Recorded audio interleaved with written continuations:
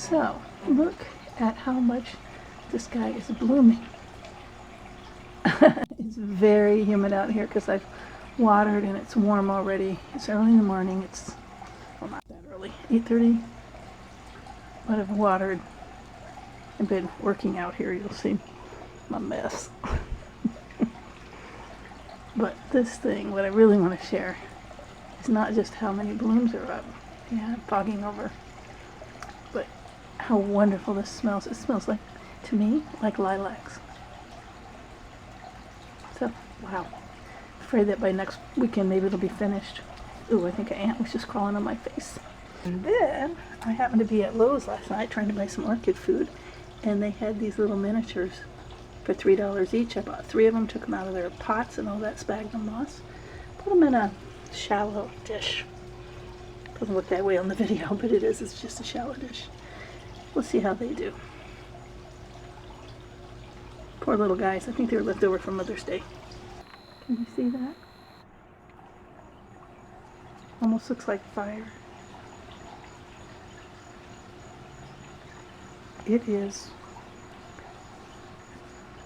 steam from the fence being wet and then the sun hitting it. Looks like fire, like smoke. All I can say is, wow. Whole thing's turning on. It first comes on, it does that. Look at Eddie. Eddie's like, what? Oh, he's over it now. Oh, no, he's still looking. He says, what the heck?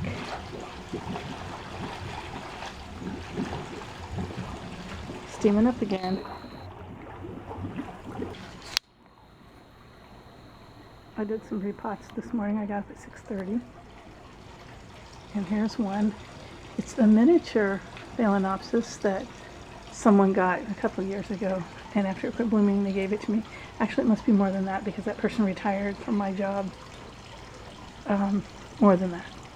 But anyway, I found this old pot. There was a succulent in it. Took the succulent out, cleaned it all up because I realized that's an orchid pot. It was just sitting on a shelf, and then I took a hanger off of one. But anyway, this is one of those, probably the same kind of thing as the 3 I bought at Lowe's yesterday. It was probably Mother's Day or something. Little mini phal. I've been researching them lately and realized they need a little more sun, so I'm going to try it here with this east facing. We'll see. And I can't seem to keep this Encyclia Bud Spence hydrated, so I added some sphagnum, and I also did it because the cork bark that it's on is kind of falling apart. Mr. Spence died in 2009. So this orchid's older than that.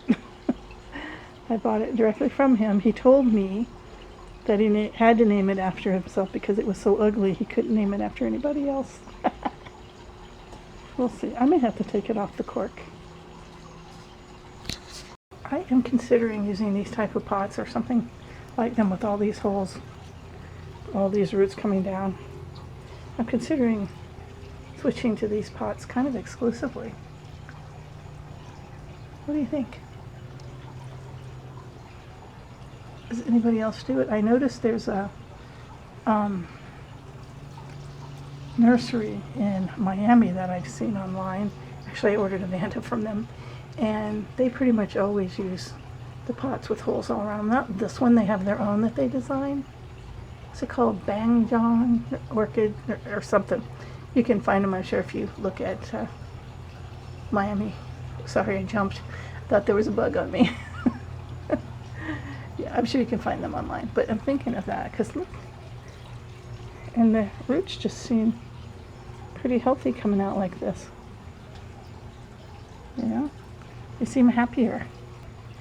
And this guy, he's probably my next project. I just want to get my table clean and sterilized and everything sterilized before I touch him because I love him and I don't want him to get anything. But speaking of cleaning up orchids, let's go look at the cat. It may look the same to you because you really have to do a side-by-side comparison because I did not, but I removed a ton of stuff even though you can't really see that necessarily. But one of the most interesting things about doing that is I found the tag for it. And it is right here. You can't read all of it, but you can see part of it. And it says Fuchs Mandarin. And we have a new, brand new coming out. It's also called a gold digger. So anyway, it's looking a lot better. I don't know if you'll be able to tell it like I can, but yes, I got rid of a lot of dead. I accidentally cut off one live going piece, but you know what? I guess it's better than leaving it the way it was. We all make mistakes. Oh boy, is that thing fragrant right now. Right here from this angle. Oh. Baby lizard. Okay, just thought I'd share my little redneck plant hanger. It works because they have those little things there. I have this chain, but that had these plants up too high there under the eaves, caught in the overhang of the screen porch, so we didn't get enough sun. So I just made do with what I had because I didn't want to have to run to Lowe's. I kind of like it. I like the fact that it's a hanger and now it's a plant hanger. So I'm real proud of how this looks now. Still can't say the name of it. I got all those old canes off. I really didn't mess much with the roots so much, maybe a little. And of course it's blooming. Can't smell it at night. Smell it in the morning now. The only old cane left, these right here, because I really just can't get them off without, I'm afraid it's gonna hurt the plant too much. But yeah, I think it's looking pretty good. Okay, I got an order in from repotme.com and thought I would share it with you. Really, really nice quality items. Nothing like that I really find in the home centers, but I'll keep looking. So up front is this piece of cork bark. This was on sale. I don't remember how much it was. Actually, I don't remember how much any of it is. But I have a, what do you call it, a packing slip. It doesn't have prices on it, but it has description. And this is called the cork branch tube. And they did have a sale on them, so if you're looking for something like that, go quickly, because I'm sure they won't last forever at the price that they came in at. Then I have a, I guess you call it 5.5 inch. Yes, it's a 5.5 inch net pot, heavy duty. And with it, I also purchased the hanger. I tried to put that on there, but it wasn't easy, so I said, well, I'm not ready to use it anyway. So this is called the double pot hanger, plastic pot version, stuck in there, 16 inches. So you can see how that works, and 16 inches, and nice and shiny and clean and pretty for now. Then I got some potting mix. This is the Premium Blended Orchid Imperial Blend in the Foul Monterey Dark Imperial Orchid Mix.